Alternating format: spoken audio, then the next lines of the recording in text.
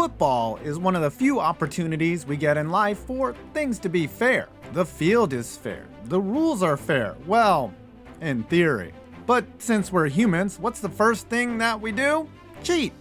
And cheat hard. From messing with radio waves to stealing entire game plans, the NFL is full of nefarious ways to get an edge. How the NFL still cheats is coming up right after this. Every game I feel myself.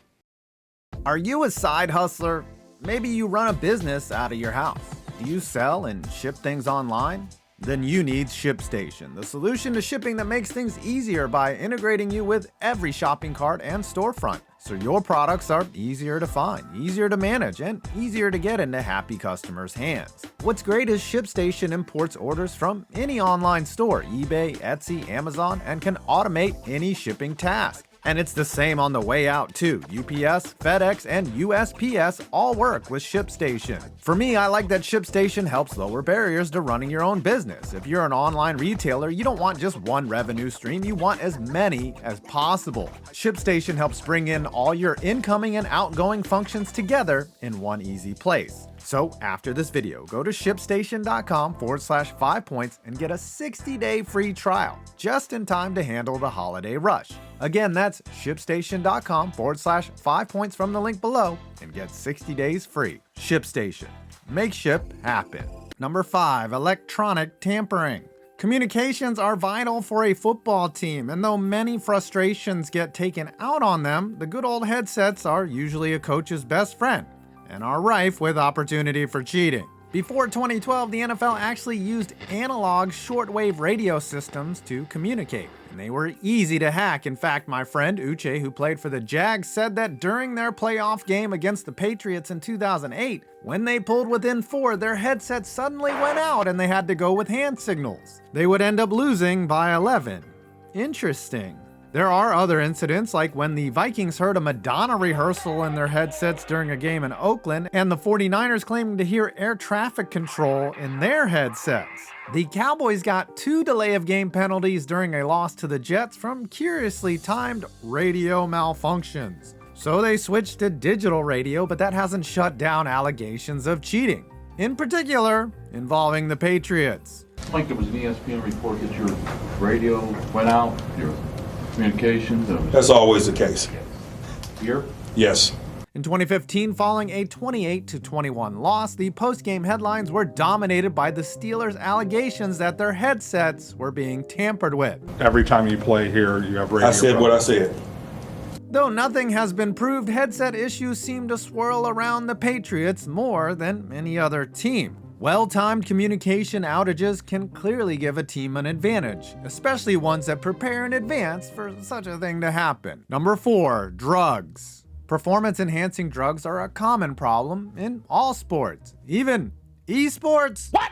Look, it's no secret that steroids are part of the game. The players haven't gotten any smaller. It is interesting that the NFL has never been called in front of Congress, but that's a different video. Anyways, those aren't the drugs I want to talk about. It's the ones that are being administered in-game that you could consider cheating. Ever see a player get folded like an origami giraffe and then minutes later miraculously appear from the medical tent and then juke the hell out of a player like this? It's more than likely that that player received a dose of a highly potent pain-killing drug called Toradol.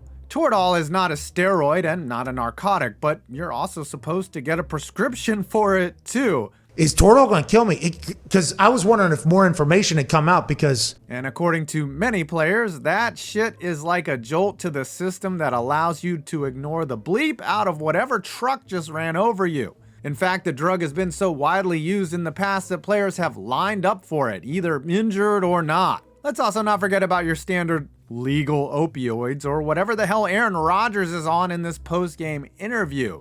Some are technically legal and administered by a doctor, but are you really trusting the same group of jabronis that called this play a back injury to be above board? Never forget that Brett Favre got addicted to painkillers that he would receive during games, and that led him to get addicted to stealing money from poor people. Number 3, playbook and game plan theft. Now here's a juicy one: stealing playbooks. Playbooks are quite valuable. There is a reason why there are fines involved if a player doesn't turn in his playbook. But like that laptop you kept from your old job after they fired you, not all playbooks can be accounted for.